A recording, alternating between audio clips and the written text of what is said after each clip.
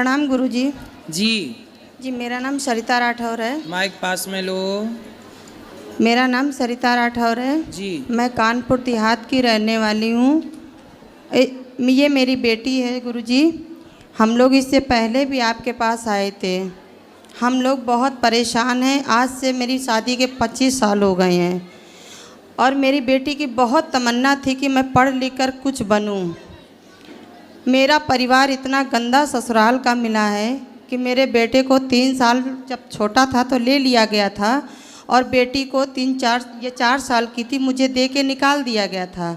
और मेरे ससुराल पक्ष में सिर्फ मुझे बदनामी मिली है, मैं उसको रखे, यही सब गंदी बातें। लेकिन मैंने अपनी आत्मा से ये समझ लीजिए, ये सोच लिया था कि ईश्वर ने हमको ज़मीन पे भेजा है तो एक ज़िंदगी ऐसी सही। शायद उन्होंने ये से देख कर भेजा था हमको कि जैसे भाई उनकी मर्ज़ी के बगैर पत्ता नहीं हिलता है।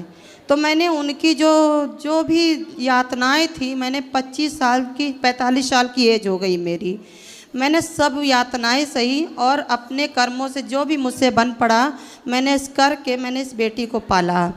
मेरे ससुर ने अंत समय में अपनी गलती को फील किया और उन्होंने मुझे आखिरी लास्ट टाइम मुझे बुलाया। मैं कानपुर देहात रूरा से हूँ और मेरे ससुर का नाम था श्री रमेश चंद, स्वर्गीय रमेश चंद।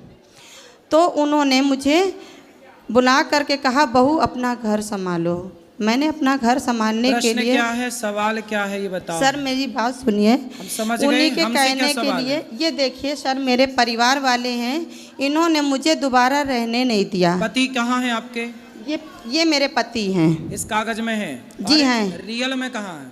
हैं रियल में ये वहीं रहते हैं और हम लोग अपना, मुझे निकाल दिया दोबारा।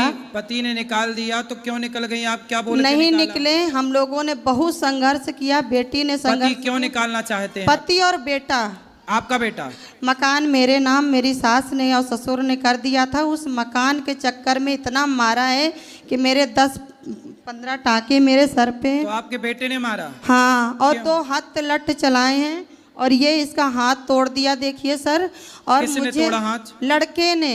क्यों ऐसा लड़का उद्दंड है? और बता नहीं रहे, उन्होंने नंदों ने ले लिया था और उसको अपने हिसाब से पाला है। क्यों ले लिया आपने? क्यों दे दिया? मैंने उनको नहीं दिया था। देखिए क्या हो रहा है कि जब हम रहना चाह रहे हैं, ऐसे उस समय भी रहना चाह रहे थे, उस समय भी मेरे ऊपर बहुत कुछ हुआ। और अब नंद ने और मेरी सास मिलकर करती थी तो चले आए थे। फिर तो नंद कितनी है आपकी?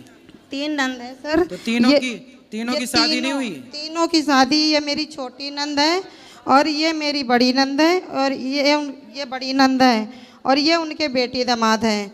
इनके भी फैमिली है सर। ये अपने फैमिली से तो बहुत अच्छी से बेटियों की देख रेख करते हैं और शादी ब्याह की है।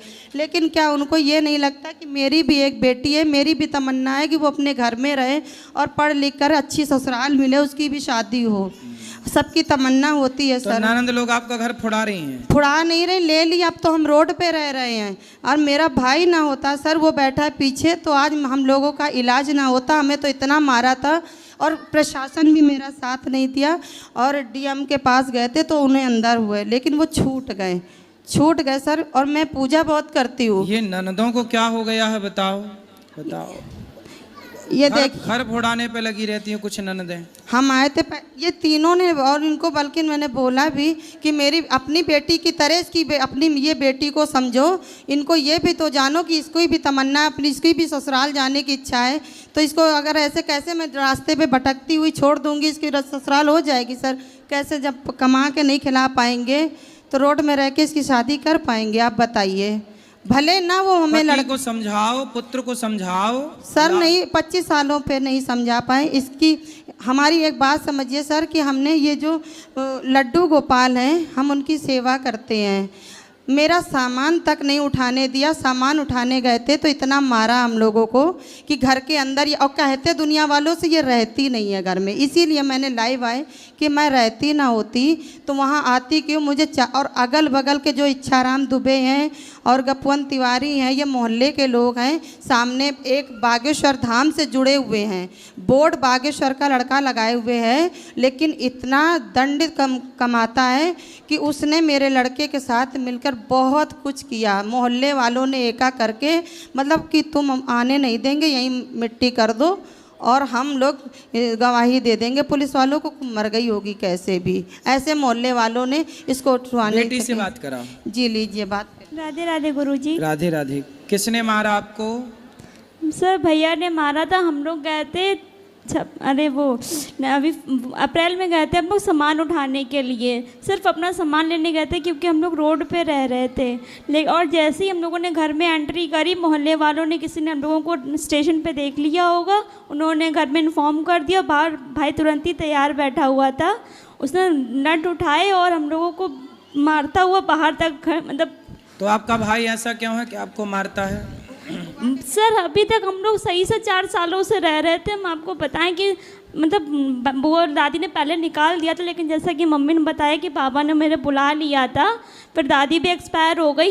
फिर हम लोग 4 सालों से घर में अच्छे से रहे, बल्कि हम लोग बहुत अच्छे से रह रहे थे। लेकिन अभी ये जो लास्ट वाला रक्षाबंधन गया है, इसमें मेरी बुआ आई थी छोटी वाली, जिनका नाम है पम्मी राठौर। उनकी शादी झींझक में हुई है। वो जब से आई थी और उसी तो के आई थी तो आके गई नहीं? सुनिए गुरुजी, बता रही हूँ कि उसके 15 दिन बाद से मेरे पापा और भाई उन्हीं के घर जाके रहने लगे। फिर 6 महीने वो लोग वहीं रहे और हम लोगों ने अपने घर पे रूरा में मतलब सारे काम किए। चाय की ठेली वगैरह हम लोगों ने सब स्टॉल वगैरह लगाए, वहाँ पे काम भी किया। तो मेरा भाई वहाँ पे हम लोगों को आता था, मारपीट करता था। मेरे मामा काम तो करते आपने थे। पुलिस कंप्लेंट नहीं की? भाई ने हाथ तोड़ की दिया? थी सर, लेकिन वहाँ पे पुलिस वाले, मेरा भाई अच्छा काम करता है, प्रॉपर्टी डीलर है और कांटे बाट का वेट एंड मेजरमेंट का काम करता है। अनुज राठौर नाम है उसका। तो उसका लाइसेंस है संजय स्किल कंपनी के नाम से। तो पुलिस वाले मतलब जो थाना है रूरा थाना, वो हम लोगों के कंट्रोल में उन लोगों के है। तो वहाँ पे कुछ हुआ नहीं। फिर जब हम लोग गए थे घर पे, तो हम लोगों को जब मारा गया तो हम लोगों ने लोकल पुलिस थाने से कुछ नहीं किया। मम्मी तो ऐसे ही मतलब